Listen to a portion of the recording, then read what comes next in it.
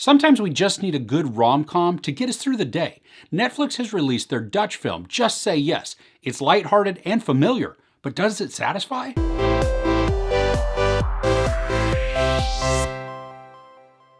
Incurable romantic Lotte finds her life upended when her plans for a picture-perfect wedding unravel, just as her self-absorbed sister gets engaged. The film is told to us by Lotte in the form of a story and flashback.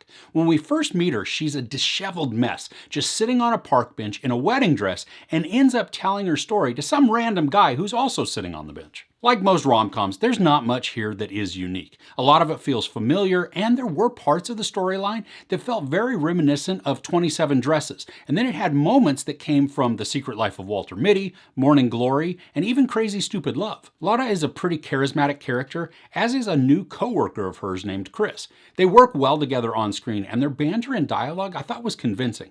They also build a good rapport that feels natural and effortless. There are several of the other characters that are meant to create conflict or unease because they're off-putting in one way or another. Some are incredibly self-absorbed, some are downright rude and chauvinistic, and others they're just clueless. But they all enhance the story because they bring different dimensions and force our main characters to maneuver through these relational challenges of engaging with those other characters. The way this is told through flashbacks worked really well because we get small breaks from the story that bring us back to Lotte on the bench. There comes some good commentary from the rando sitting next to her, which really just reinforces what we have been feeling and thinking. The story also creates a little bit of mystery because of that setup, and I enjoyed it because it kept the story intriguing, and even though I could see the outcome, I still don't know the full context. And the way it's presented felt a little like Definitely Maybe, which is a wonderful rom-com, by the way, if you haven't seen that one. There are parts of this as we watch Lotte's retelling of the story that we get to see how she pictured it,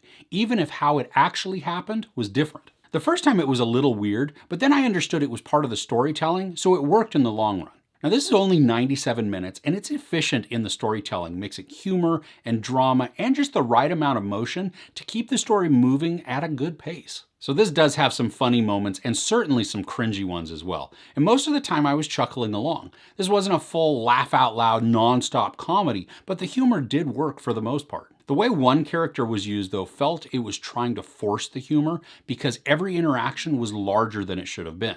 And when those were happening, it actually diminished the humor and made me not look forward to the scenes with them. So with a rom-com, we need to obviously feel a connection between two characters and hopefully want to root for them. Typically, there also has to be some sort of conflict or something at risk to engage us more into that relationship drama. This does include all that. It's predictable in how it's going to try and make us feel and how the story progression will go, even if we can't predict all of the actions that are going to take place. I feel like there was an appropriate amount of drama without overdoing it. There was a point during the story though where I was a little concerned with the outcome.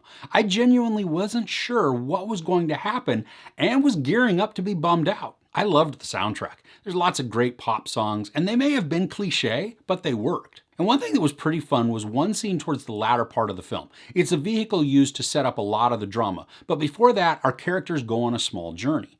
And I really enjoyed the visuals of this and how they chose to present this scene. It's like we're looking through a set of old school 3D glasses, you know, with the red and the blue. I mean, not literally, but you see different perspectives out of each eye, and that was fun. And while it's not 100% original because we've seen the same technique used in different stories, it still really worked with this story and felt very natural to have it here. At times, the cinematography or shot choices were weird, but not so much that it drew me out of the story.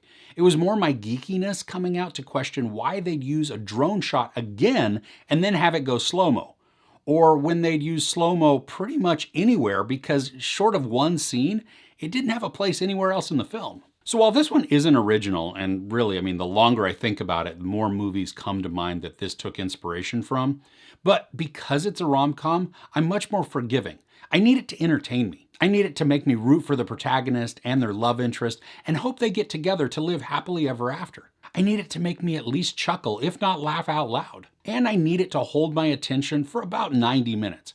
If it can do all of these things and pull in some fresh ideas or feelings on its delivery, that's even better. I like the storytelling aspect of this one, and I really like the main character of Lotte. She's friendly, kind, smart, and caring, and she was easy to cheer for, and the performance actually made me care about the character. Now, this isn't the best rom-com available, but it is a sweet and enjoyable escape. There's sex, no nudity, some profanity, and not really any violence. I give Just Say Yes 3 out of 5 couches. So are there any good rom-coms you've seen recently? Let me know in the comments below. If you enjoyed this review, please give it a like. Also, don't forget to share and subscribe. I'm Chris. This is Movies and Munchies. Thanks for couching with me.